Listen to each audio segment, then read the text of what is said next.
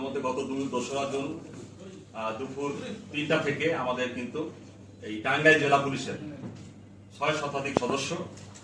এই মহাসড়কের নিরাপত্তা এবং ঘরমুখী মানুষের স্বস্তিতে যাতে তারা তাদের ঘরে ফিরতে পারে এই জন্য এই মহাসড়ককে ঘিরে আমাদের টাঙ্গাইল জেলা পুলিশের 6 শতাধিক সদস্য কিন্তু ইতিমধ্যে ডিপ্লয়মেন্ট শুরু হয়েছে এবং এটি পরবর্তী নির্দেশ না দেওয়া পর্যন্ত 24 ঘন্টা কিন্তু ডিউটি চলছে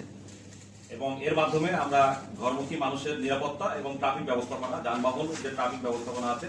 সেটি যাতে বিঘ্নিত না হয় এবং এই ঘরমুখী মানুষ তারা যাতে নিরাপত্তার মাধ্যমে এবং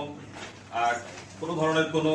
বিপাকে ছাড়াই যাতে স্বস্তিতে তাদের ঘরে ফিরতে পারে এই জন্য আমাদের কার্যক্রম ইতিমধ্যে গতকালকে থেকে শুরু হয়েছে এবং আমরা আশা করছি আমাদের যে প্রস্তুতি আছে এবং আমাদের যে অভিজ্ঞতা আছে আমাদের প্রত্যেকটি সদস্য তাদেরকে যথাযথভাবে ব্রিফ করে দেওয়া হয়েছে তাদেরকে প্রত্যেকের যার যার দায়িত্ব এখানে ক্রিকেট টিমের দায়িত্ব মোবাইল টিমের দায়িত্ব প্রত্যেকে কিন্তু তাদের দায়িত্ব সম্বন্ধে ব্রিফ করে দেওয়া হয়েছে আশা করি আমরা মাঠ পর্যায়ে থেকে সে সমস্ত বিষয়গুলো নজরদারি চলছে আমাদের আমি সহ আমাদের সিনিয়র অফিসার সেক্টর